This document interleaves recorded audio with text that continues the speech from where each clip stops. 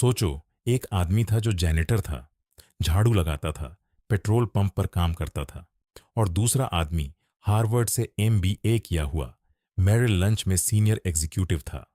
अब अगर पूछा जाए कि अपनी जिंदगी में ज्यादा अमीर कौन बनेगा, तो ज्यादातर लोग दूसरे आदमी का नाम लेंगे। लेकिन असली कहानी बिल्कुल उलटी है। पहला आदमी, रोनाल्ड रीड, जिसने साधारण नौकरी की, उसने अपनी जिंदगी में लगभग $8 मिलियन की संपत्ति बना ली और बाद में उसका बड़ा हिस्सा हॉस्पिटल और लाइब्रेरी को दान कर दिया। वहीं दूसरी तरफ रिचर्ड फुस्को ने, जो हार्वर्ड से पढ़ा हुआ और बहुत बड़ी पोस्ट पर था, 2008 की फाइनेंशियल क्राइसिस में पूरी तरह दिवालिया हो गया। यही इस किताब का सबसे बड़ा संदेश है। द साइकोलॉजी ऑफ मनी में मॉर्गन हाउसेल बताते हैं कि पैसा कमाना सिर्फ आईक्यू, डिग्री या बड़ी नौकरी का खेल नहीं है। असली खेल साइकोलॉजी का है। तुम पैसों को कैसे देखते हो, कितना धैर्य रखते हो, अपने इमोशंस को कितना कंट्रोल करते हो और कितनी डिसिप्लिन से डिसीजंस लेते हो। यही चीजें तय करती हैं कि तुम लंबे समय में फाइनेंशियली सक्सेसफुल बनोगे या नहीं। इस किताब में कुल 20 चैप्टर्स हैं और हर चैप्टर पैसों की साइकोलॉजी का एक अलग लेसन सिखाता है। अब चलते हैं chapter by chapter. Chapter 1, no one's crazy. कोई पागल नहीं है। सोचो, अगर एक इंसान 1970 के दशक में पैदा हुआ हो, जब इन्फ्लेशन बहुत ज्यादा था, और दूसरा 1990 के दशक में, जब इकॉनमी काफी स्टेबल थी, क्या दोनों लोग पैसों के बारे में एक जैसा सोचेंगे?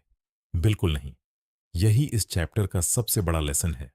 हर इंसान का मनी माइंडसेट अलग होता है, क्योंकि हर इंसान की लाइफ एक्सपीरियंसेस अलग होती हैं।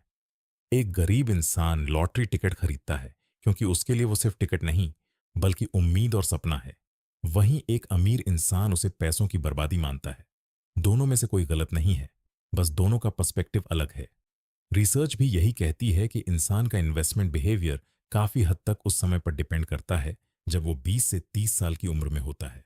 अगर उस दौरान मार्केट बूम में हो, तो इंसान ज्यादा रिस्क लेता है और स्टॉक्स में इन्वेस्ट करता है। लेकिन अगर उसी समय रिसेशन या क्रैश देखा हो, तो वो फ्यूचर में भी कंजर्वेटिव बन जाता है। ये हमेशा लॉजिकल डिसीजन नहीं होता, ये एक्सपीरियंस का असर होता है। असल में हर फाइनेंशियल डिसीजन जो कोई लेता है, उसके लिए उस मोमेंट में वो डिसीजन सही लगता है। इसीलिए कई बार लोग इरेशनल नहीं होते, बस उनका बैकग्राउंड अलग होता है। इस चैप्टर का एक्शनेबल लेसन ये है कि जब कोई इंसान पैसों को लेकर तुम्हें अजीब डिसीजन लेता हुआ दिखे, तो तुरंत जज मत करो। पहले समझो कि उसकी लाइफ स्टोरी, स्ट्रगल्स, एक्सपीरियंसेस और एनवायरनमेंट क्या रहे होंगे, और अपने डिसीजंस को भी ऑब्जर्व करो। क्या तुम सच में लॉजिकल हो या सिर्फ अपने पास्ट एक्सपीरियंसेस के हिसाब से रिएक्ट कर रहे हो? चैप्टर 2, लक और रिस्क, किस्मत और जोखिम। एक सिक्के के दो पहलू। बिल गेट्स इतना अमीर क्यों बना? सिर्फ टैलेंट की वजह से या फिर लक की वजह से? 1968 में दुनिया में लगभग 303 मिलियन हाई स्कूल स्टूडेंट्स थे, लेकिन उनमें से सिर्फ 300 स्टूडेंट्स ऐसे थे जिनके स्कूल में कंप्यूटर मौजूद था। वो स्कूल थी लेक्साइड स्कूल, सीटल में। बिल गेट्स उन्हीं 300 स्टूडेंट्स में से एक था। यही वजह है कि बिल गेट्स ने खुद कहा था, अगर लेक्साइड स्कूल नहीं होती तो माइक्रोसॉफ्ट भी नहीं होता। इसका मतलब ये नहीं कि वो टैलेंटेड नहीं था। वो बेहद इंटेलिजेंट और हार्ड वर्किंग था, लेकिन उसके साथ एक रेयर लकी अपॉर्चुनिटी भी थी, जो उस समय बहुत कम लोगों को मिली। अब दूसरी तरफ देखो, बिल गेट्स का सबसे क्लोज फ्रेंड केंट एवंस भी उतना ही स्मार्ट और एम्बिशियस था, लेकिन हाई स्कूल के दौरान एक माउंटेनियरिंग एक्सीडेंट में उसकी मौत हो गई। वही लाइफ जिसने गेट्स को एक रेयर अपॉर्चुनिटी दी, उसी लाइफ ने केंट एवंस से सब कुछ छीन लिया। यहीं इस चैप्टर का सबसे पावरफुल लेसन छुपा है। जब हम किसी सक्सेसफुल इंसान को देखते हैं, तो हम उसकी मेहनत, स्किल्स और डिसिप्लिन देखते हैं, लेकिन उसके पीछे छुपी हुई लक को इग्नोर कर देते हैं। और जब कोई फेल होता है, तो हम सिर्फ उसकी मिस्टेक्स देखते हैं, जबकि कई बार रिस्क और बैड टाइमिंग भी उतना ही बड़ा रोल निभाते हैं। इस चैप्टर का एक्शनेबल लेसन बहुत इंपॉर्टेंट है। 1, किसी की सक्सेस देखकर जेलस मत हो, क्योंकि उसकी लाइफ में कुछ अनसीन लक भी रही होगी जो तुम्हें दिखाई नहीं देती। 2, अपनी हर फेलियर के लिए खुद को पूरी तरह ब्लेम मत करो। कई बार रिस्क बस गलत डायरेक्शन में चला जाता है। 3, किसी इंडिविजुअल को ब्लाइंडली कॉपी करने की बजाय पैटर्न्स को समझो। तुम वॉरेन बफेट नहीं बन सकते, लेकिन पेशेंस, डिसिप्लिन और लॉन्ग टर्म थिंकिंग जैसे प्रिंसिपल्स अपनी लाइफ में अप्लाई कर सकते हो। Chapter 3, never enough. इनफ का कॉन्सेप्ट, क्या कभी इनफ होता है? इस चैप्टर का सबसे बड़ा सवाल है, इंसान को कितना पैसा चाहिए ताकि वो सच में सेटिस्फाइड हो जाए? ज्यादातर लोगों का जवाब होता है, बस थोड़ा और। यही थोड़ा और कई बार इंसान को बर्बादी की तरफ ले जाता है। मॉर्गन हाउसेल इस चैप्टर में बताते हैं कि दुनिया में कई ऐसे लोग थे जिनके पास ऑलरेडी करोड़ों और अरबों की दौलत थी, फिर भी उन्होंने और ज्यादा कमाने के चक्कर में अननेसेसरी रिस्क्स लिए और सब कुछ खो दिया। सबसे फेमस एग्जाम्पल है रजात गुप्ता और बर्नी मैडॉफ जैसे लोगों का। उनके पास पहले से इनफ पैसा, रिस्पेक्ट और सक्सेसफुल लाइफ थी, लेकिन और चाहिए वाली मेंटालिटी ने उन्हें ग्रीड की तरफ धकेल दिया और आखिर में उनकी रेप्यूटेशन, फ्रीडम और करियर सब खत्म हो गया। इस चैप्टर का कोर लेसन बहुत सिंपल लेकिन पावरफुल है। अगर तुम्हें पता ही नहीं कि इनफ क्या है, तो तुम पूरी जिंदगी एक ऐसी दौड़ में भागते रहोगे जिसका कोई फिनिश लाइन नहीं है। बहुत बार लोग पैसे इसलिए नहीं खर्च करते क्योंकि उन्हें जरूरत है, बल्कि इसलिए क्योंकि वो दूसरों से कंपेयर कर रहे होते हैं। बिगर कार, बिगर हाउस, ब्रांडेड क्लोथ्स, ये रेस कभी खत्म नहीं होती, क्योंकि हमेशा कोई ना कोई तुमसे ज्यादा अमीर होगा। असल में वेल्थ का मतलब सिर्फ ज्यादा पैसा नहीं है। असली वेल्थ है फ्रीडम, अपनी लाइफ अपने हिसाब से जीने की आजादी। इस चैप्टर का एक्शनेबल लेसन: 1, अपनी लाइफ में डिफाइन करो कि तुम्हारे लिए इनफ क्या है। 2, सिर्फ दूसरों को इंप्रेस करने के लिए फाइनेंशियल रिस्क्स मत लो। 3, ग्रीड की कोई लिमिट नहीं होती, इसलिए कंटेंटमेंट सीखना लॉन्ग टर्म हैप्पीनेस के लिए जरूरी है। 4, कई बार गेम जीतने का तरीका ज्यादा कमाना नहीं, बल्कि सही समय पर रुक जाना होता है। Chapter 4, कन्फंडिंग compounding. कंपाउंडिंग का जादू। वॉरेन बफेट की टोटल वेल्थ लगभग 84.5 बिलियन डॉलर थी, और सबसे शॉकिंग बात यह है कि उसमें से लगभग 81.5 बिलियन डॉलर उसने 65 साल की उम्र के बाद कमाए। यही इस चैप्टर का सबसे पावरफुल लेसन है। लोग सोचते हैं कि बफेट इतना अमीर इसलिए बना क्योंकि वो दुनिया का सबसे इंटेलिजेंट इन्वेस्टर है, लेकिन मॉर्गन हाउसल बताते हैं कि उसका सबसे बड़ा सीक्रेट सिर्फ हाई रिटर्न्स नहीं था, उसका सबसे बड़ा सीक्रेट था टाइम।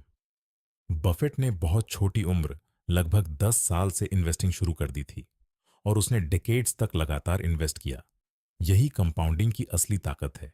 एक माइंड ब्लोइंग कैलकुलेशन देखो, अगर वॉरेन बफेट ने 30 साल की उम्र में इन्वेस्टिंग शुरू की होती और 60 साल की उम्र में रिटायर हो गया होता, वही 22% एनुअल रिटर्न्स होने के बावजूद उसकी टोटल वेल्थ सिर्फ लगभग 11.9 मिलियन डॉलर होती, 84.5 बिलियन नहीं।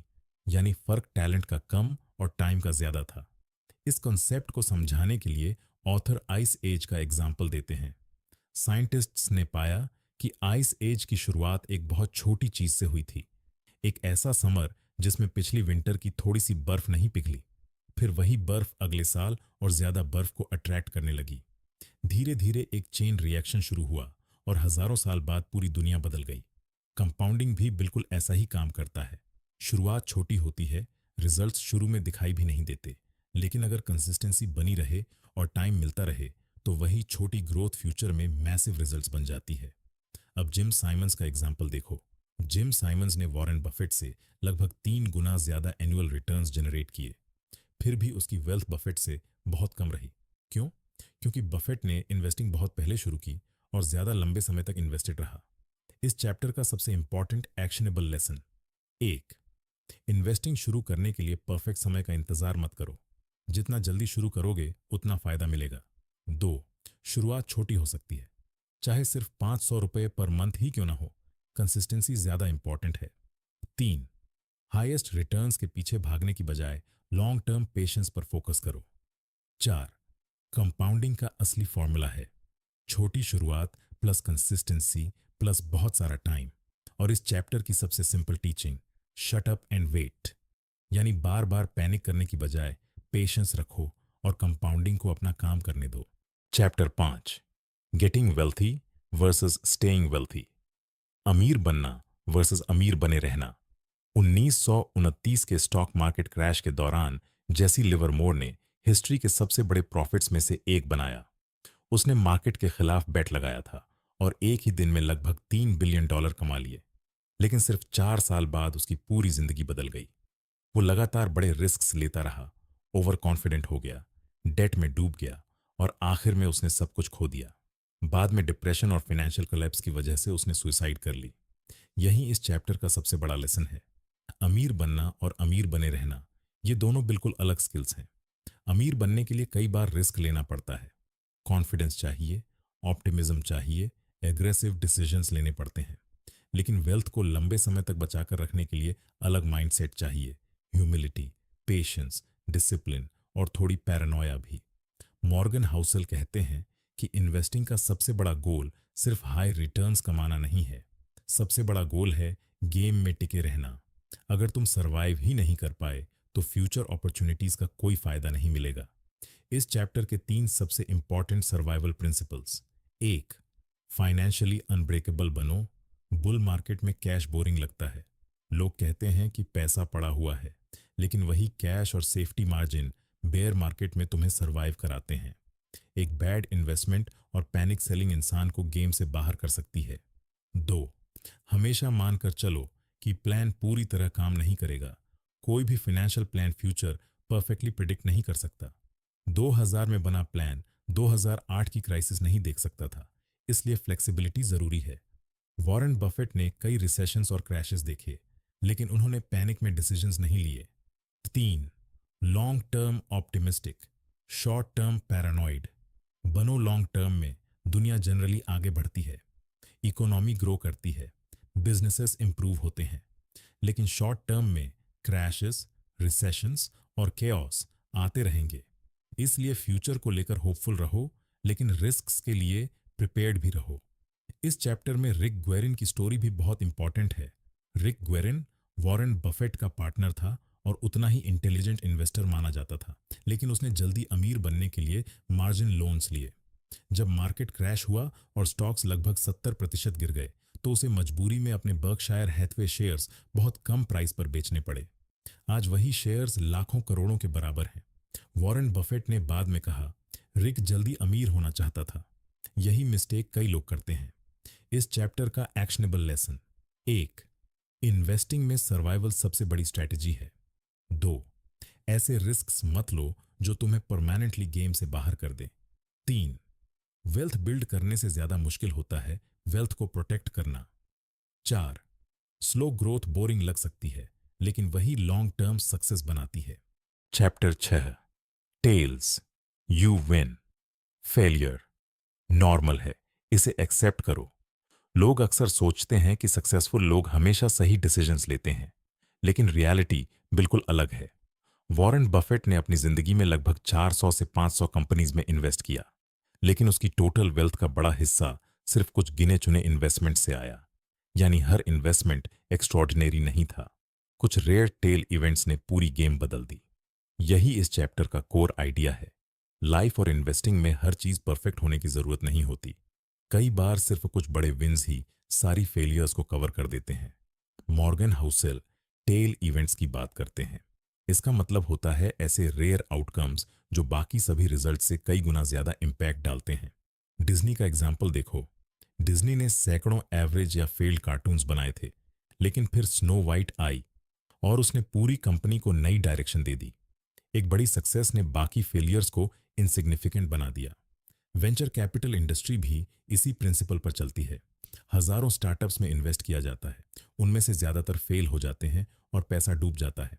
लेकिन कुछ रेयर कंपनीज 50 गुना या 100 गुना रिटर्न्स देती हैं और वही पूरी इंडस्ट्री को प्रॉफिटेबल बना देती है। अमेज़न का एग्जाम्पल भी इसी बात को प्रूव करता है।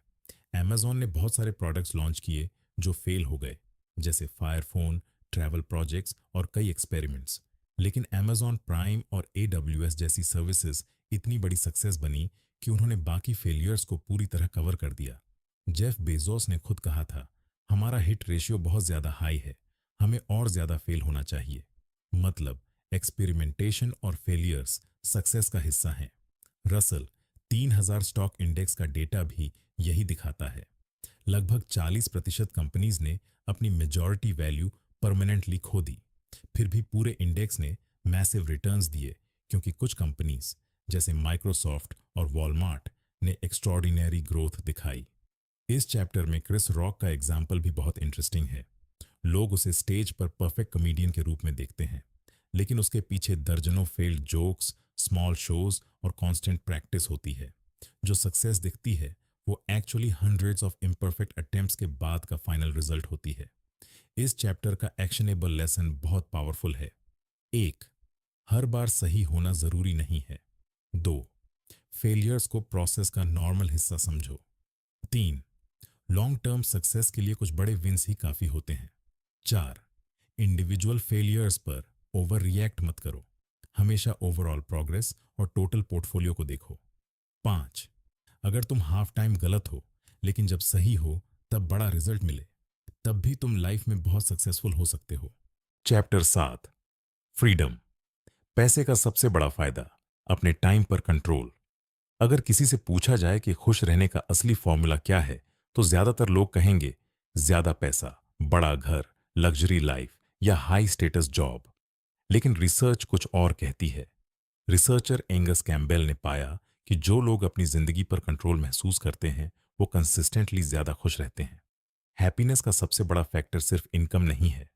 असली सवाल ये है, क्या मैं अपना टाइम अपनी मर्जी से स्पेंड कर सकता हूं? यही इस चैप्टर का सबसे पावरफुल लेसन है। मॉर्गन हाउसेल अपनी पर्सनल स्टोरी बताते हैं। उन्हें इन्वेस्टमेंट बैंकिंग इंटर्नशिप मिली थी, हाई सैलरी, प्रेस्टिजियस करियर और सक्सेसफुल फ्यूचर का सपना। शुरुआत में सब एक्साइटिंग लगा, लेकिन पहले ही दिन उन्होंने महसूस किया कि वहां मिडनाइट के बाद घर जाना भी लग्जरी माना जाता था। काम इंटरेस्टिंग था, लेकिन अपने टाइम पर कंट्रोल नहीं था। सिर्फ 1 महीने बाद उन्होंने जॉब छोड़ दी, क्योंकि कई बार ज्यादा पैसा फ्रीडम नहीं देता, बल्कि टाइम छीन लेता है। इस चैप्टर में डेरेक सिवर्स की कहानी भी बहुत पावरफुल है। उन्होंने कहा कि उनकी जिंदगी उस दिन बदली जब उनके पास सिर्फ $12,000 की सेविंग्स हुई। उसी पैसे ने उन्हें जॉब छोड़कर म्यूजिशियन बनने की फ्रीडम दी।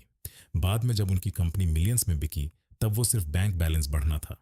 असली बदलाव तो उस छोटी सेविंग्स ने किया था, जिसने उन्हें अपने डिसीजंस लेने की आज़ादी दी। मॉर्गन हाउसेल कहते हैं कि मॉडर्न वर्ल्ड में प्रॉब्लम यह है कि आज बहुत लोग नॉलेज वर्कर्स हैं, यानी दिमाग से काम करने वाले लोग। फैक्ट्री वर्कर्स की तरह उनका काम ऑफिस छोड़ने के बाद खत्म नहीं होता। उनका दिमाग रात में भी काम करता रहता है, वीकेंड्स पर भी स्ट्रेस चलता रहता है। इसलिए आज लोग पहले से ज्यादा पैसा कमाने के बावजूद मेंटली एक्सहॉस्टेड और अनहैप्पी महसूस करते हैं। एक सर्वे में 1,000 एल्डरली अमेरिकन से पूछा गया कि लाइफ में सबसे इंपॉर्टेंट क्या था। ऑलमोस्ट किसी ने यह नहीं कहा कि काश मैंने ज्यादा पैसा कमाया होता या काश मैं दूसरों से ज्यादा अमीर होता। ज्यादातर लोगों ने 3 चीजें कही: अच्छे रिलेशनशिप्स, मीनिंगफुल वर्क, फैमिली के साथ टाइम। यानी आखिर में लोगों को सबसे ज्यादा वैल्यू फ्रीडम और टाइम की लगती है। इस चैप्टर का एक्शनेबल लेसन: 1. पैसे को सिर्फ लग्जरी खरीदने का टूल मत समझो, उसका सबसे बड़ा पर्पस फ्रीडम है। 2. फाइनेंशियल इंडिपेंडेंस का मतलब है अपनी लाइफ के डिसीजंस खुद लेने की एबिलिटी। 3. जितना पॉसिबल हो ऐसी लाइफ बनाओ जहां तुम्हारे पास अपने टाइम पर ज्यादा कंट्रोल हो। 4. रिच होने का मतलब सिर्फ एक्सपेंसिव चीजें खरीदना नहीं, बल्कि जब चाहो तब क्या करना है ये डिसाइड कर पाना है। और यही पैसे का सबसे बड़ा डिविडेंड है। Chapter 8, man in the car paradox. Ferrari दिखती है, इंसान नहीं। जब तुम किसी को फेरारी चलाते हुए देखते हो तो पहली नजर में लगता है, वाओ, ये इंसान कितना कूल और सक्सेसफुल होगा। लेकिन अगर सच में ध्यान से सोचो तो दिमाग में एक और थॉट चलता है, अगर मेरे पास ये कार होती तो लोग मुझे कूल समझते। यही इस चैप्टर का पैराडॉक्स है। जिस इंसान ने फेरारी खरीदी उसने शायद सोचा कि लोग उसकी तरफ एडमायर होकर देखेंगे, लेकिन रियलिटी में लोग कार को नोटिस करते हैं, ड्राइवर को नहीं। लोग सीक्रेटली खुद को उस पोजीशन में इमेजिन करते हैं। वो सोचते हैं कि काश ये चीज मेरे पास होती। बहुत कम लोग एक्चुअली ड्राइवर की पर्सनैलिटी या कैरेक्टर के बारे में सोचते हैं। मॉर्गन हाउसेल का कोर मैसेज बहुत डीप है। हम अक्सर एक्सपेंसिव चीजें इसलिए खरीदना चाहते हैं क्योंकि हमें लगता है कि उसे लोगों की रिस्पेक्ट मिलेगी, लेकिन रियलिटी में मटेरियल चीजें टेम्पोरेरी अटेंशन देती हैं, रियल रिस्पेक्ट नहीं। असल रिस्पेक्ट आती है काइंडनेस से, ह्यूमिलिटी से, बिहेवियर से, अचीवमेंट से, और इस बात से कि तुम दूसरों के साथ कैसा ट्रीट करते हो। किसी के पास लग्जरी कार हो सकती है, ब्रांडेड वॉच हो सकती है, बड़ा घर हो सकता है, लेकिन इसका मतलब ये नहीं कि लोग जेन्युइनली उसकी इज्जत करते हैं। बहुत बार लोग वेल्थ को दिखाने में इतने बिजी हो जाते हैं कि एक्चुअल वेल्थ बिल्ड ही नहीं कर पाते। इस चैप्टर का एक्शनेबल लेसन: एक, दूसरों को इम्प्रेस करने के लिए अननेसेसरी एक्सपेंसिव लाइफस्टाइल मत अपनाओ। दो, मटेरियल पोजेशंस को सेल्फ वर्थ का मेजर मत बनाओ। तीन, रियल कॉन्फिडेंस वो है जिसे प्रूव करने के लिए दिखावा नहीं करना पड़ता। चार, ट्रू वेल्थ अक्सर साइलेंट होती है। जो लोग सबसे ज्यादा रिच होते हैं कई बार वही सबसे सिंपल दिखते हैं। और सबसे इंपॉर्टेंट बात, लोग तुम्हारी कार, क्लोथ्स या फोन को नोटिस कर सकते हैं, लेकिन लंबे समय में वो तुम्हारे कैरेक्टर को याद रखते हैं। Chapter 9, wealth is what you don't see. असली अमीरी वो है जो दिखाई नहीं देती।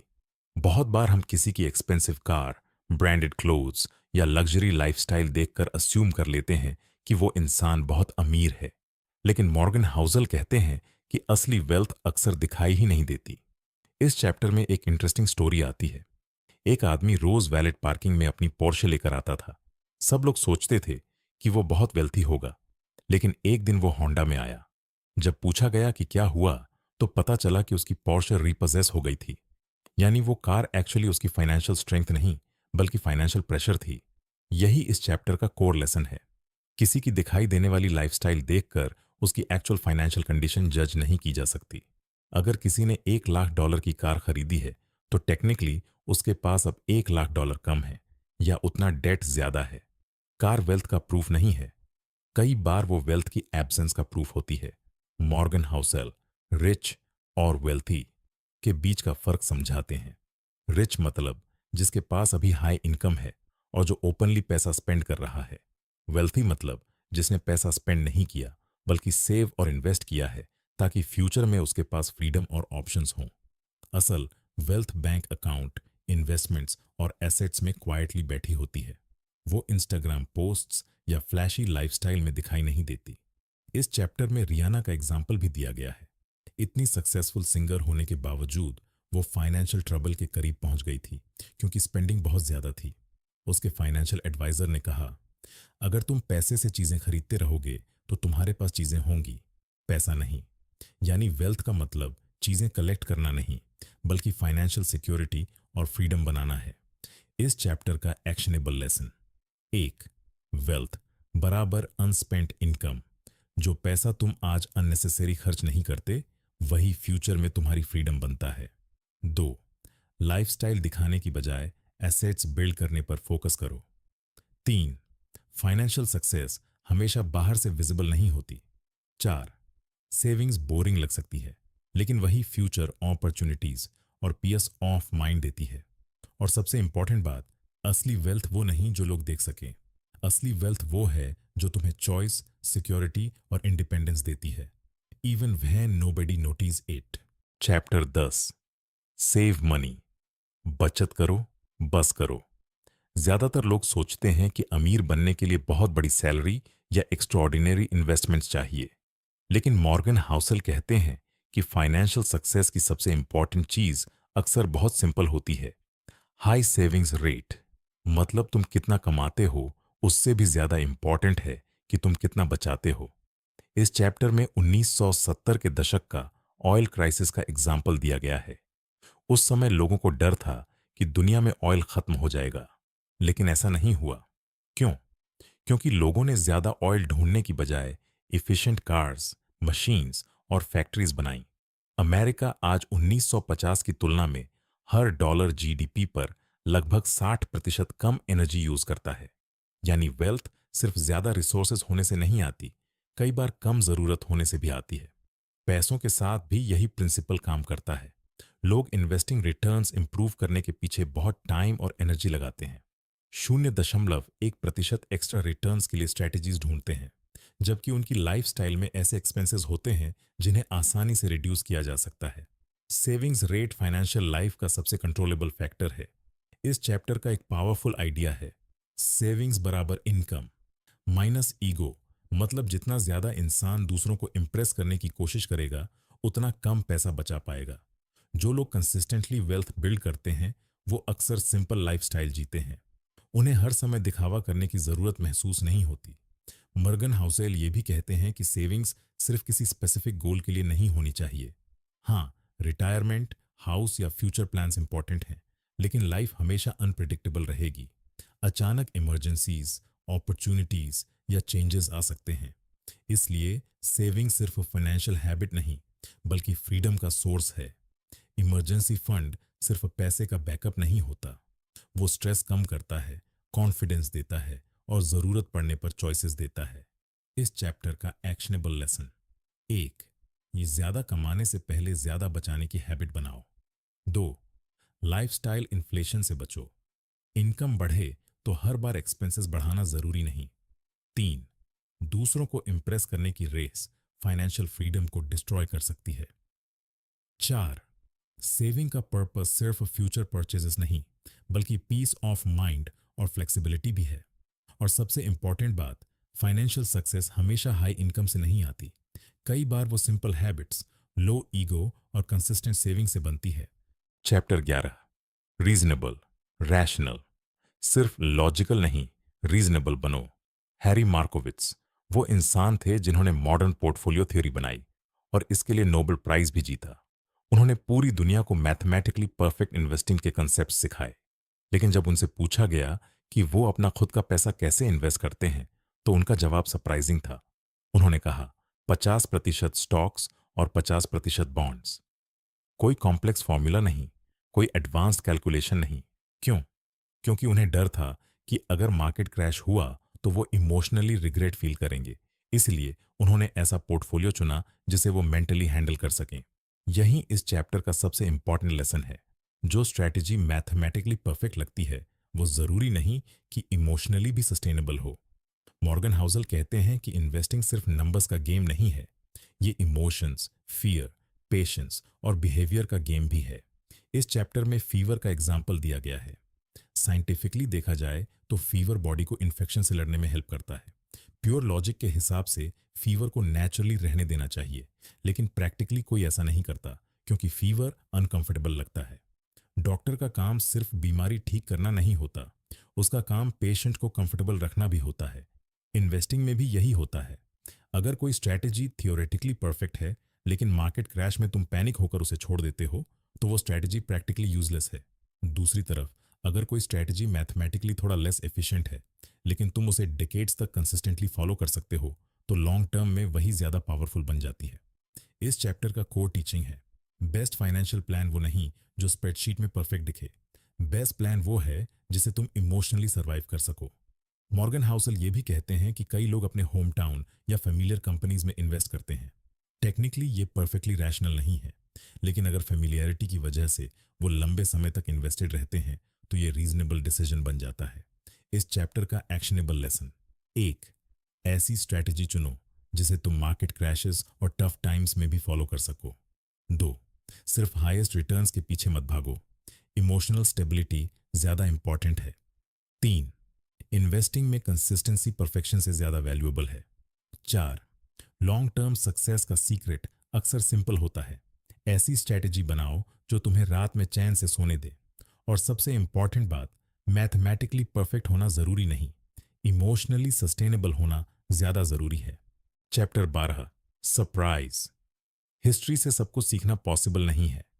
स्टैनफोर्ड प्रोफेसर स्कॉट सैगन ने एक बहुत पावरफुल लाइन कही थी, जो चीज कभी नहीं हुई वही हर समय होती है। यही इन्वेस्टिंग और लाइफ का सबसे इंपॉर्टेंट ट्रूथ है। लोग अक्सर हिस्ट्री को फ्यूचर प्रिडिक्ट करने के लिए यूज करते हैं। उन्हें लगता है कि अगर पास्ट समझ लिया तो फ्यूचर कंट्रोल हो जाएगा। लेकिन प्रॉब्लम यह है कि हिस्ट्री खुद अनएक्सपेक्टेड इवेंट्स की कहानी है। 9/11, 2008 फाइनेंशियल क्राइसिस, कोविड पैंडेमिक, इनमें से किसी इवेंट को दुनिया ने प्रॉपर्ली प्रिडिक्ट नहीं किया था, लेकिन इन्हीं रेयर इवेंट्स ने मार्केट्स, बिजनेसेस और लोगों की जिंदगी पूरी तरह बदल दी। मॉर्गन हाउसल कहते हैं कि हिस्ट्री यूजफुल जरूर है, लेकिन लिमिटेड है, क्योंकि फ्यूचर हमेशा कुछ नया लेकर आता है। इस चैप्टर में बेंजामिन ग्रेहम का एग्जाम्पल दिया गया है, जिन्हें दुनिया के ग्रेटेस्ट इन्वेस्टर्स में माना जाता है। उन्होंने इन्वेस्टिंग के कई फेमस फॉर्मूलाज बनाए, लेकिन इंटरेस्टिंग बात यह है कि उन्होंने अपने फॉर्मूलाज को 1934 से 1972 के बीच कई बार अपडेट किया। क्यों? क्योंकि वर्ल्ड बदलता रहता है। जो स्ट्रैटेजी एक ईरा में काम करती है, जरूरी नहीं कि वही अगले ईरा में भी काम करे। 2020 की इकोनॉमी, टेक्नोलॉजी और मार्केट बिहेवियर पूरी तरह अलग है 1934 से। इसलिए ब्लाइंडली ओल्ड फॉर्मूलास फॉलो करना डेंजरस हो सकता है। इस चैप्टर में डेनियल kahneman का एक पावरफुल इंसाइट भी है। जब कोई सरप्राइज इवेंट होता है तो लोग सोचते हैं अगली बार मैं गलती नहीं करूंगा, लेकिन सही लेसन ये नहीं है। सही लेसन ये है, दुनिया मेरी सोच से ज्यादा अनप्रिडिक्टेबल है, यानी अनसर्टेनिटी हमेशा रहेगी। कोई भी इंसान फ्यूचर परफेक्टली प्रिडिक्ट नहीं कर सकता। इस चैप्टर का एक्शनेबल लेसन: 1. हिस्ट्री से ब्रॉड प्रिंसिपल सीखो, एग्जैक्ट प्रिडिक्शंस नहीं। 2. Human behaviour, greed, fear, optimism, panic, ये हमेशा सिमिलर रहेंगे, लेकिन मार्केट्स और सिचुएशंस बदलती रहेंगी। 3. फ्यूचर के लिए फ्लेक्सिबिलिटी रखो, रिजिड प्लान्स डेंजरस हो सकते हैं। 4. हमेशा मार्जिन ऑफ सेफ्टी रखो, क्योंकि सरप्राइजेस गारंटीड हैं। और सबसे इंपॉर्टेंट बात, हिस्टोरियंस फ्यूचर एक्सप्लेन कर सकते हैं, लेकिन वो फ्यूचर प्रिडिक्ट नहीं कर सकते, क्योंकि दुनिया हमेशा कुछ ऐसा करती है जो पहले कभी नहीं हुआ। चैप्टर 13, रूम फॉर एरर, गलती के लिए जगह छोड़ो। ब्लैक जैक में कार्ड काउंटर्स को पता होता है कि लॉन्ग टर्म में ऑड्स उनके फेवर में हैं, फिर भी वो हर गेम नहीं जीतते। क्यों? क्योंकि even with good odds short term में कुछ भी हो सकता है। इसीलिए प्रोफेशनल गैम्बलर्स कभी भी अपनी सारी चिप्स एक ही हैंड पर नहीं लगाते। अगर उनके पास सिर्फ 2% एज भी हो, तब भी लगभग आधे समय कसिनो जीत सकता है। इसलिए सर्वाइवल सबसे इंपॉर्टेंट होता है। यही इस चैप्टर का कोर लेसन है।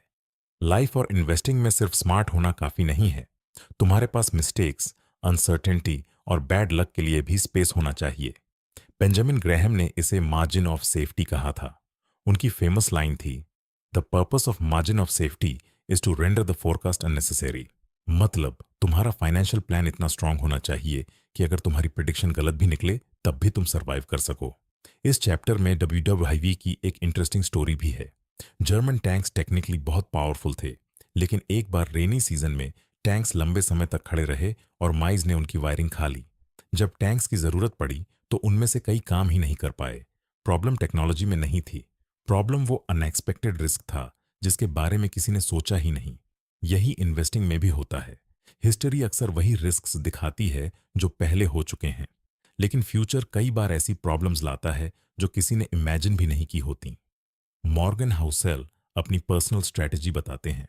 वो अस्यूम करते हैं कि फ्यूचर इन्वेस्टमेंट रिटर्न्स हिस्ट्री से लगभग 1/3 कम होंगे, इसलिए वो ज्यादा सेव करते हैं और कंजर्वेटिव एक्सपेक्टेशंस रखते हैं। अगर फ्यूचर अच्छा निकला तो वो बोनस है, अगर खराब निकला तो भी वो सर्वाइव कर लेंगे। बिल गेट्स और वॉरेन बफेट भी यही सोच फॉलो करते थे। बिल गेट्स का रूल था कि माइक्रोसॉफ्ट के पास इतना कैश हमेशा होना चाहिए कि अगर 1 साल तक कोई रेवेन्यू न आए तब भी एम्प्लॉयज की सैलरीज दी जा सके। वॉरेन बफेट ने भी कहा था कि वो कभी एक्स्ट्रा रिटर्न्स के लिए अपनी पीस ऑफ माइंड और सेफ्टी कॉम्प्रोमाइज नहीं करेंगे। इस चैप्टर का सबसे पावरफुल आइडिया ये है, कुछ रिस्क्स ऐसे होते हैं जिन्हें फेवरेबल ऑड्स होने के बावजूद अवॉइड करना चाहिए। Russian roulette technically most of the time safe लग सकती है, लेकिन एक गलत आउटकम पूरी गेम खत्म कर देता है। लेवरेज भी ऐसा ही रिस्क हो सकता है। थोड़ा डेट शॉर्ट टर्म गेन्स दे सकता है, लेकिन एक बड़ा मार्केट क्रैश पूरे पोर्टफोलियो को डिस्ट्रॉय कर सकता है।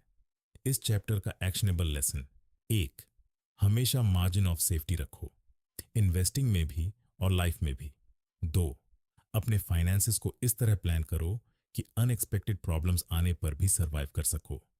3. हाई रिटर्न्स से ज्यादा इंपॉर्टेंट है परमानेंटली गेम में बने रहना। 4. ऐसे रिस्क्स मत लो जिनमें एक गलती सब कुछ खत्म कर दे। और सबसे इंपॉर्टेंट बात, फाइनेंशियल सक्सेस का सीक्रेट सिर्फ ज्यादा कमाना नहीं है। कई बार सीक्रेट सिर्फ इतना होता है कि तुम लंबे समय तक सर्वाइव कर जाओ। चैप्टर 14, यूल चेंज, तुम बदलोगे, इसलिए प्लान्स भी बदलने चाहिए। साइकोलॉजिस्ट्स ने एक कॉन्सेप्ट डिस्कवर किया जिसे कहते हैं एंड ऑफ हिस्ट्री इल्यूजन। इसका मतलब यह है कि लोग मानते हैं मैं पहले बहुत बदल चुका हूं, लेकिन अब फ्यूचर में ज्यादा नहीं बदलूंगा। और यही सबसे बड़ी गलती है। रियलिटी ये है कि इंसान पूरी जिंदगी बदलता रहता है। उसकी priorities, goals, personality, relationships, interests सब धीरे धीरे बदलते रहते हैं। मॉर्गन हाउसल कहते हैं कि प्रॉब्लम तब शुरू होती है जब लोग अपने करंट वर्जन के हिसाब से पूरी जिंदगी का फाइनेंशियल प्लान बना लेते हैं। इस चैप्टर में एक रियल लाइफ एग्जाम्पल दिया गया है। एक लड़का बचपन से डॉक्टर बनना चाहता था। उसने सालों तक मेहनत की, पढ़ाई की, सैक्रिफाइसेस किए। आखिरकार लगभग 10 साल बाद वो डॉक्टर बन गया। लेकिन जब उससे पूछा गया कि अब कैसा फील हो रहा है, तो उसका जवाब था, awful career man, awful career. मतलब जिस ड्रीम के लिए उसने अपनी यूथ डेडिकेट कर दी, वही ड्रीम बाद में उसके लिए मीनिंगफुल नहीं रहा। क्यों? क्योंकि 18 साल का इंसान और 35 साल का इंसान मेंटली सेम नहीं होते। यही बात फाइनेंसेस पर भी अप्लाई होती है। हो सकता है कि 25 साल की उम्र में तुम्हें aggressive career, long working hours और मैक्सिमम इनकम इंपॉर्टेंट लगे, लेकिन 40 की उम्र में शायद फैमिली टाइम, पीस, हेल्थ और फ्लेक्सिबिलिटी ज्यादा इंपॉर्टेंट लगने लगे। अगर तुम्हारा फाइनेंशियल प्लान सिर्फ तुम्हारे पुराने वर्जन के हिसाब से बना है, तो फ्यूचर में वो तुम्हें ट्रैप जैसा लग सकता है। इस चैप्टर का सबसे इंपॉर्टेंट लेसन है, फ्यूचर में बदलना वीकनेस नहीं है, वो नॉर्मल है। इसलिए फाइनेंशियल प्लानिंग में फ्लेक्सिबिलिटी जरूरी है। मॉर्गन हाउसल कुछ प्रैक्टिकल एडवाइस भी देते हैं। एक, एक्सट्रीम फाइनेंशियल डिसीजंस अवॉइड करो। बहुत ज्यादा माइजर बनना या बहुत ज्यादा स्पेंडर बनना, दोनों फ्यूचर रिग्रेट दे सकते हैं। दो, बैलेंस मेंटेन करो। ऐसी लाइफ बनाओ जो फ्यूचर वर्जन्स ऑफ योरसेल्फ के लिए भी मैनेजेबल हो। तीन, संक कॉस्ट्स से मत डरना। अगर कोई ओल्ड प्लान, करियर या गोल अब तुम्हारे करंट वैल्यू से मैच नहीं करता, तो उसे छोड़ने में गिल्ट फील मत करो। डैनियल कहनमैन ने कहा था, I have no sunk costs. मतलब सिर्फ इसलिए किसी चीज से चिपके मत रहो क्योंकि तुमने उसमें पहले बहुत टाइम, मनी या एफर्ट लगाया है। इस चैप्टर का एक्शनेबल लेसन: एक, फाइनेंशियल प्लान्स को फ्लेक्सिबल रखो। दो, अपने फ्यूचर सेल्फ को स्पेस दो बदलने के लिए। तीन, लॉन्ग टर्म हैप्पीनेस सिर्फ कंसिस्टेंसी से नहीं, एडेप्टेबिलिटी से भी आती है। और सबसे इंपॉर्टेंट बात, तुम्हारा आज वाला वर्जन परमानेंट नहीं है, इसलिए ऐसी जिंदगी मत बनाओ जिसमें फ्यूचर वाला तुम खुद फंस जाओ। Chapter 15, nothings free. रिटर्न्स का भी प्राइस होता है। लोग अक्सर इन्वेस्टिंग को देखकर सोचते हैं, बस अच्छे स्टॉक्स खरीदो, होल्ड करो और रिच बन जाओ। सुनने में सिंपल लगता है, लेकिन मॉर्गन हाउसल कहते हैं कि लॉन्ग टर्म रिटर्न्स फ्री नहीं आते। हर बड़े रिटर्न की एक कीमत होती है, और वो कीमत होती है अनसर्टेनिटी, फियर, वोलेटिलिटी और पेशेंस। इस चैप्टर का सबसे इंपॉर्टेंट आइडिया है, मार्केट वॉलेटिलिटी कोई बग नहीं है, वो इन्वेस्टिंग का एडमिशन फी है।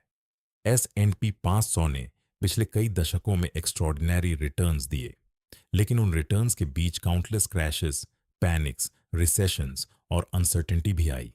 जो लोग सिर्फ स्मूथ ग्रोथ चाहते थे, वो बीच में डर कर बाहर निकल गए। नेटफ्लिक्स का एग्जाम्पल बहुत पावरफुल है।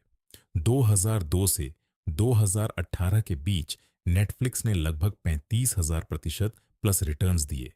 लेकिन इंटरेस्टिंग बात यह है कि उस दौरान स्टॉक लगभग हर दिन अपने ऑल टाइम हाई से नीचे था। मतलब टेक्निकली वो ज्यादातर समय डाउन लग रहा था। जो लोग शॉर्ट टर्म वॉलेटिलिटी टॉलरेट नहीं कर पाए, उन्होंने स्टॉक जल्दी बेच दिया और लॉन्ग टर्म गेन्स मिस कर दिए। मॉर्गन हाउसेल कहते हैं कि लोग मार्केट लॉसेस को फाइन की तरह ट्रीट करते हैं, जैसे कोई पनिशमेंट हो जिसे अवॉइड करना चाहिए। लेकिन सही माइंडसेट ये है कि वॉलेटिलिटी एक फी है। डिफरेंस समझो, फाइन वो होता है जो किसी गलती की पनिशमेंट हो, फी वो होता है जो किसी वैल्यूएबल चीज को पाने के लिए वॉलंटरीली पे किया जाता है, जैसे डिज्नीलैंड जाने के लिए टिकट खरीदना। कोई नहीं कहता कि ये पनिशमेंट है, लोग जानते हैं कि वो फी एक वैल्यूएबल एक्सपीरियंस के लिए है। इन्वेस्टिंग में भी मार्केट क्रैशेस, फियर और टेम्पोरेरी लॉसेस उसी टिकट की तरह हैं। अगर तुम्हें लॉन्ग टर्म वेल्थ चाहिए, तो ये प्राइस पे करना पड़ेगा। इस चैप्टर में जीई और जैक वेल्च का एग्जाम्पल भी आता है। उन्होंने कंपनी अर्निंग्स को आर्टिफिशियली स्मूथ दिखाने की कोशिश की ताकि शेयर होल्डर्स वॉलेटिलिटी फील न करें। शॉर्ट टर्म में सब स्टेबल दिखा, लेकिन रियलिटी इवेंचुअली सामने आई और जीई का स्टॉक लगभग $40 से गिरकर $60 तक आ गया। यानी वॉलेटिलिटी को छुपाने की कोशिश ने और बड़ा नुकसान किया। इस चैप्टर का एक्शनेबल लेसन: एक, इन्वेस्टिंग में वॉलेटिलिटी नॉर्मल है, एबनॉर्मल नहीं। 2, टेम्पोरेरी लॉसेस को फेलियर मत समझो। 3, लॉन्ग टर्म रिटर्न्स पाने के लिए इमोशनल डिस्कम्फर्ट सहना पड़ेगा। 4, अगर तुम हर क्रैश और फियर से बचना चाहोगे तो अक्सर बेस्ट रिटर्न्स भी मिस कर दोगे। और सबसे इंपॉर्टेंट बात, ग्रेट रिटर्न्स फ्री नहीं आते। उनकी कीमत पेशेंस, अनसर्टेनिटी और इमोशनल डिसिप्लिन से चुकानी पड़ती है। चैप्टर 16, यू और मी। तुम्हारा गेम और दूसरों का गेम अलग है। इन्वेस्टिंग की दुनिया में सबसे डेंजरस मिस्टेक्स में से एक है दूसरों का गेम देखकर अपना स्ट्रेटेजी बदल देना। मॉर्गन हाउसेल कहते हैं कि मार्केट में हर इंसान एक जैसा गेम नहीं खेल रहा होता। कुछ लोग मिनट्स के लिए इन्वेस्ट करते हैं, कुछ लोग मंथ्स के लिए, कुछ लोग डिकेड्स के लिए, और जो डिसीजन एक पर्सन के लिए स्मार्ट लगता है वही दूसरे के लिए डिजास्टर हो सकता है। डॉट कॉम बबल इसका परफेक्ट एग्जाम्पल था। उस समय याहू जैसी कंपनीज के स्टॉक्स अब्सर्ड प्राइसेस पर ट्रेड हो रहे थे। लॉन्ग टर्म इन्वेस्टर्स को यह कंप्लीट मैडनेस लग रहा था, लेकिन शॉर्ट टर्म डे ट्रेडर्स के लिए वही प्राइसेस रीजनेबल थीं। क्यों? क्योंकि उनका गोल कंपनी की रियल वैल्यू नहीं था। उनका गोल सिर्फ इतना था, सुबह खरीदो, शाम तक हायर प्राइस पर बेच दो। उनका गेम अलग था। हाउसिंग बबल में भी यही हुआ। 2005 में फ्लोरिडा में लोग हाउसेस एक्सट्रीमली हाई प्राइसेस पर खरीद रहे थे। अगर कोई इंसान उस घर में 10 से 15 साल फैमिली के साथ रहने वाला था तो ये रिस्की और इरेशनल डिसीजन था। लेकिन अगर कोई इन्वेस्टर सिर्फ 3 महीने बाद फ्लिप करके प्रॉफिट कमाने के लिए खरीद रहा था तो शॉर्ट टर्म पर्सपेक्टिव में वही डिसीजन स्मार्ट लग सकता था। यानी प्राइस सेम था लेकिन गेम अलग था। इस चैप्टर का सबसे इंपॉर्टेंट लेसन है, प्रॉब्लम तब शुरू होती है जब long term investors short term traders की तरह बिहेव करने लगते हैं। आज सोशल मीडिया, न्यूज चैनल्स और स्टॉक मार्केट डिस्कशंस में लोग लगातार फास्ट प्रॉफिट्स, ट्रेंड्स और प्रिडिक्शंस की बात करते हैं, लेकिन उनमें से बहुत लोग कंप्लीटली अलग गेम खेल रहे होते हैं। अगर तुम लॉन्ग टर्म वेल्थ बिल्ड करना चाहते हो तो शॉर्ट टर्म नॉइज तुम्हारे लिए इरेलीवेंट हो सकती है। मॉर्गन हाउसेल कहते हैं कि हर इन्वेस्टर को क्लियरली डिफाइन करना चाहिए, मैं कौन सा गेम खेल रहा हूं। उदाहरण के लिए, मैं एक लॉन्ग टर्म पैसिव इन्वेस्टर हूं जो आने वाले डिकेड्स में ग्लोबल इकोनॉमिक ग्रोथ पर बेट लगा रहा है। जब ये क्लैरिटी होती है तब मार्केट नॉइज और दूसरों की ओपिनियंस तुम्हें कम डिस्टर्ब करती हैं। इस चैप्टर का एक्शनेबल लेसन: 1, अपनी इन्वेस्टिंग स्ट्रैटेजी क्लियरली डिफाइन करो। 2, शॉर्ट टर्म ट्रेडर्स की एक्शंस देखकर पैनिक मत करो। 3, हर फाइनेंशियल एडवाइस तुम्हारे लिए नहीं होती क्योंकि हर इंसान का टाइम हॉराइजन और गोल्स अलग होते हैं। 4, सबसे डेंजरस चीज है दूसरों का गेम देखकर अपना गेम भूल जाना। और सबसे इंपॉर्टेंट बात, मार्केट में कंफ्यूजन तब बढ़ता है जब तुम ये मान लेते हो कि सब लोग तुम्हारे जैसा सोच रहे हैं। रियलिटी में हर कोई अलग गेम खेल रहा है। Chapter 17, the seduction of pessimism. Pessimism ज्यादा स्मार्ट क्यों लगता है? अगर कोई बोले सब अच्छा होगा, इकॉनमी ग्रो करेगी, मार्केट लॉन्ग टर्म में ऊपर जाएगा, तो ज्यादातर लोग ज्यादा अटेंशन नहीं देते। लेकिन अगर कोई बोले मार्केट क्रैश होने वाला है, सब खत्म हो जाएगा, तो लोग तुरंत सुनना शुरू कर देते हैं। क्यों?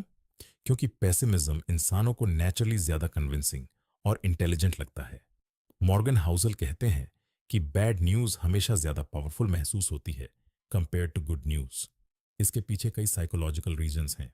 1, मनी हर इंसान को अफेक्ट करता है। अगर कहीं हरिकेन आता है तो शायद सिर्फ उस एरिया के लोग डायरेक्टली अफेक्टेड होंगे, लेकिन रिसेशन, इन्फ्लेशन या मार्केट क्रैश जैसी फाइनेंशियल प्रॉब्लम्स लगभग हर इंसान को टच करती है। इसीलिए फाइनेंशियल पेसिमिज्म ज्यादा अटेंशन अट्रैक्ट करता है। 2, पेसिमिस्ट्स अक्सर करंट प्रॉब्लम्स को फ्यूचर में स्ट्रेट लाइन की तरह इमेजिन करते हैं। 2008 के आसपास बहुत लोग कह रहे थे कि चाइना की ग्रोइंग डिमांड की वजह से दुनिया का ऑयल खत्म हो जाएगा, लेकिन ऐसा नहीं हुआ। क्यों? क्योंकि मार्केट्स और टेक्नोलॉजी अडेप्ट करते हैं। नई इनोवेशंस आई, जैसे फ्रैकिंग टेक्नोलॉजी, जिसने ऑयल प्रोडक्शन ड्रामेटिकली बढ़ा दी। यानी फ्यूचर अक्सर एक्सपेक्टेशन से ज्यादा फ्लेक्सिबल होता है। 3, प्रोग्रेस स्लो होती है। डिस्ट्रक्शन फास्ट, राइट ब्रदर्स ने 1903 में एयरप्लेन बनाया, लेकिन दुनिया को उसकी इंपॉर्टेंस समझने में सालों लग गए। दूसरी तरफ प्लेन क्रैश एक दिन में हेडलाइंस बन जाता है। ग्रोथ धीरे धीरे होती है, लेकिन डिस्ट्रक्शन इंस्टेंट दिखाई देता है। इसीलिए नेगेटिविटी ज्यादा ड्रामेटिक और मेमोरेबल लगती है। इस चैप्टर में स्टीफन हॉकिंग का कोट भी बहुत पावरफुल है। उन्होंने कहा, 21 साल की उम्र में डॉक्टर्स ने कहा कि मेरी जिंदगी खत्म होने वाली है। उस दिन के बाद जो भी अच्छा हुआ वो मेरे लिए बोनस था। इसका मतलब ये नहीं कि लाइफ आसान थी, मतलब ये कि लो एक्सपेक्टेशंस ने ग्रेटिट्यूड बढ़ा दिया।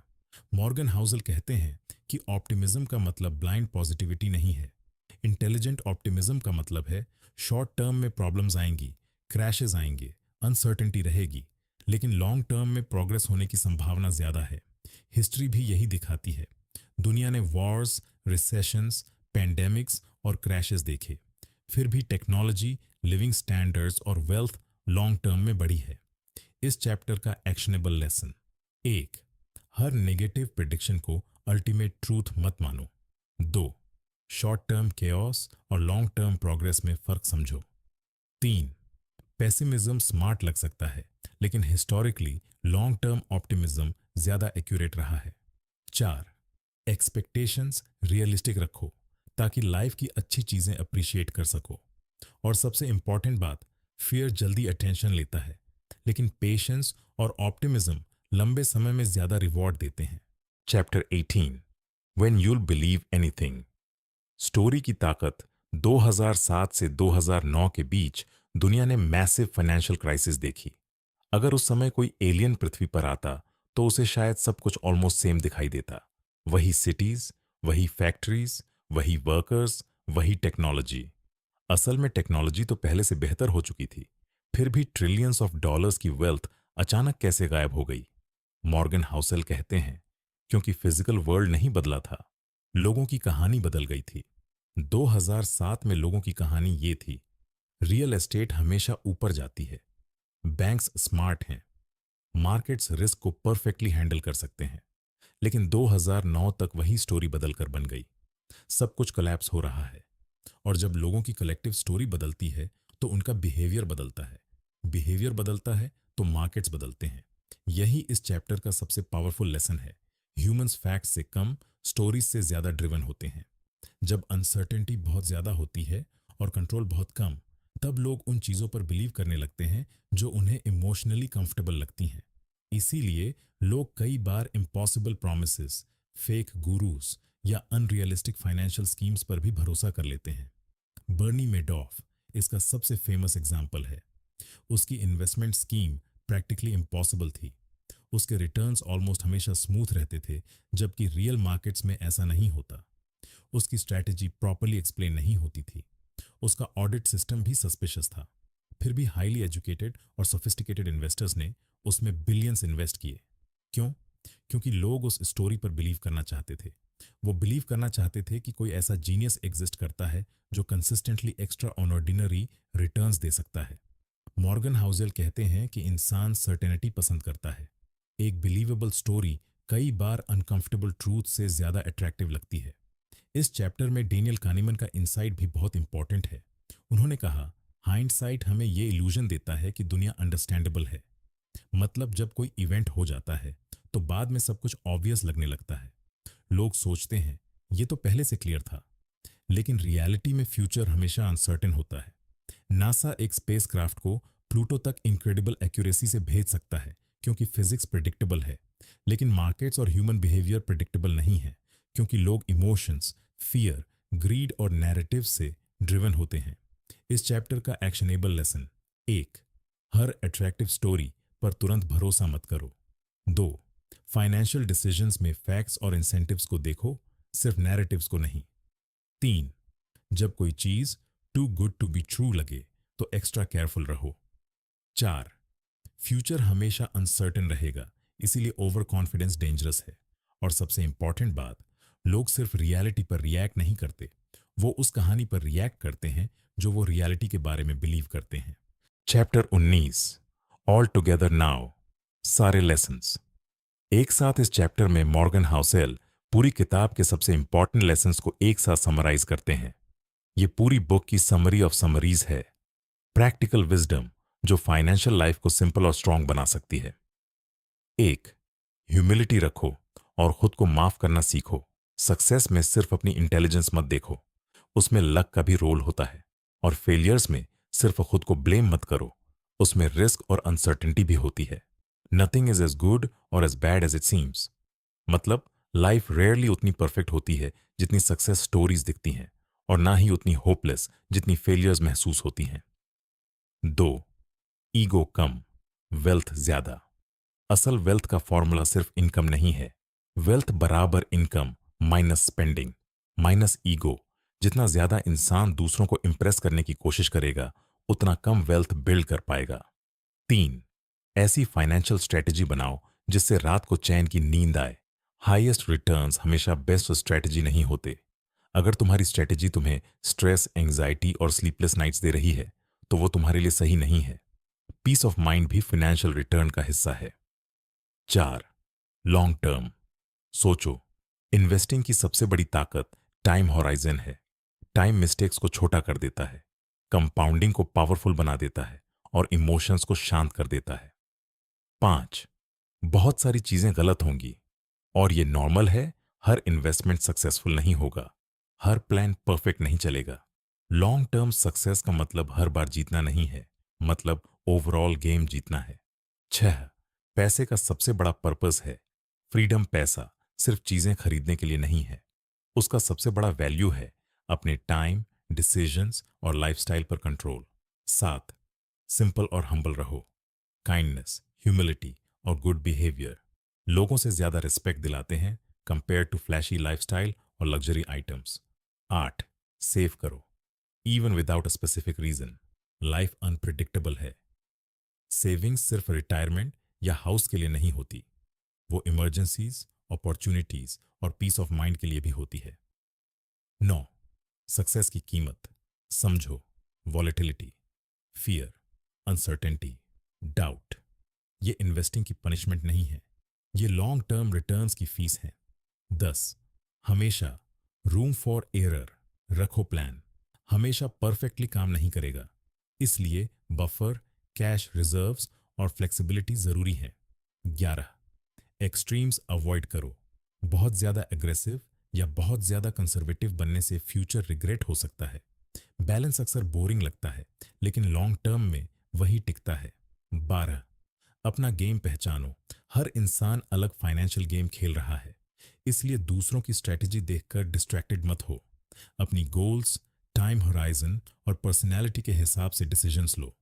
और इस पूरी किताब का शायद सबसे बड़ा मैसेज ये है, फाइनेंशियल सक्सेस सिर्फ नॉलेज का गेम नहीं है, ये बिहेवियर, पेशेंस, ह्यूमिलिटी और इमोशनल कंट्रोल का गेम है।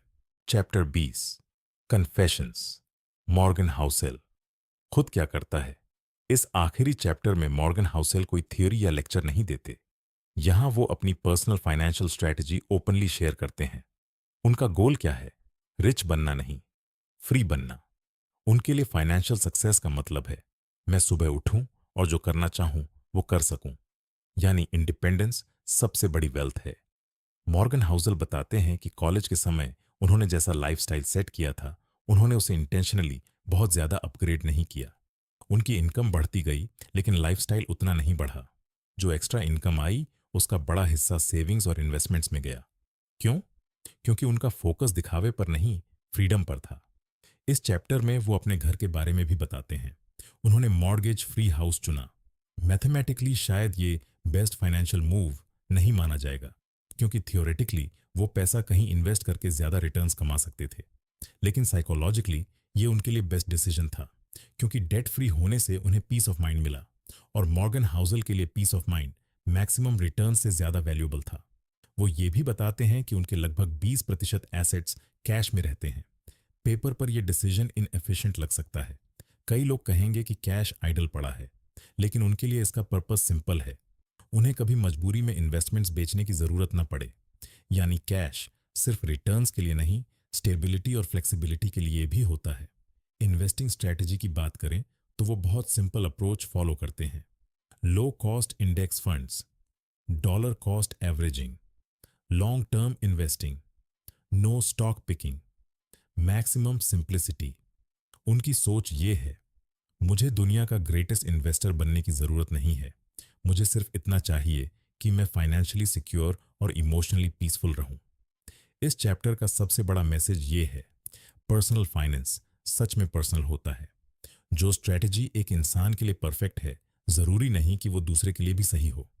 कुछ लोग मैक्सिमम वेल्थ चाहते हैं, कुछ लोग स्टेबिलिटी, कुछ लोग फ्रीडम, कुछ लोग पीस ऑफ माइंड। इंपॉर्टेंट ये है कि तुम्हारी फाइनेंशियल स्ट्रेटजी तुम्हारी वैल्यूज के साथ मैच करे।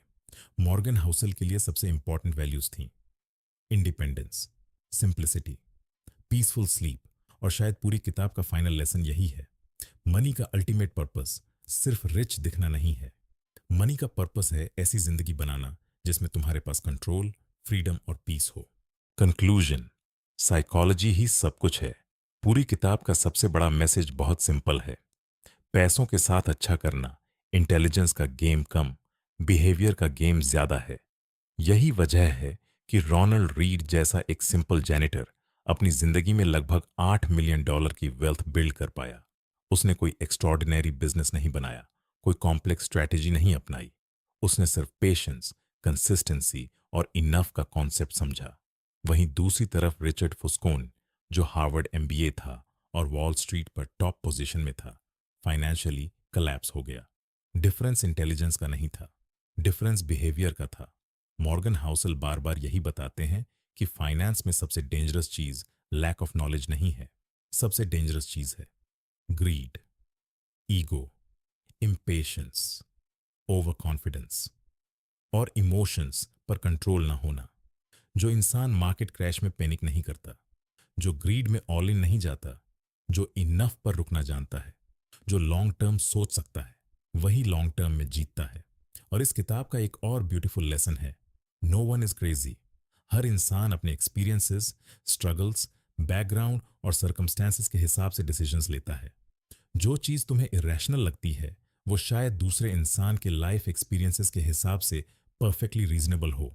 इसलिए फाइनेंशियल विजडम सिर्फ नंबर समझने में नहीं है, फाइनेंशियल विजडम खुद की साइकोलॉजी समझने में है और फिर उसी साइकोलॉजी को अपने फेवर में इस्तेमाल करने में है। पूरी किताब के 10 सबसे powerful takeaways. 1, behaviour, IQ financial success में इमोशनल कंट्रोल और डिसिप्लिन इंटेलिजेंस से ज्यादा इंपॉर्टेंट हैं। 2, टाइम सबसे बड़ा एसेट है, जल्दी शुरू करो, कंसिस्टेंटली इन्वेस्टेड रहो और कंपाउंडिंग को काम करने दो। 3, इनफ जानो, हर समय थोड़ा और चाहना इंसान को एंडलेस रेस में फंसा देता है। 4, सर्वाइवल, सबसे पहले आता है हाई रिटर्न्स, बाद में आते हैं। पहले जरूरी है कि तुम गेम में बने रहो। 5, सेविंग्स रेट, रिटर्न्स से ज्यादा पावरफुल हो सकती है। तुम मार्केट कंट्रोल नहीं कर सकते, लेकिन स्पेंडिंग और सेविंग हैबिट्स कंट्रोल कर सकते हो। 6, वेल्थ अक्सर इनविजिबल होती है। असली वेल्थ लग्जरी दिखाने में नहीं, अनस्पेंट इनकम और फ्रीडम में होती है। 7, लक और रिस्क दोनों रियल हैं।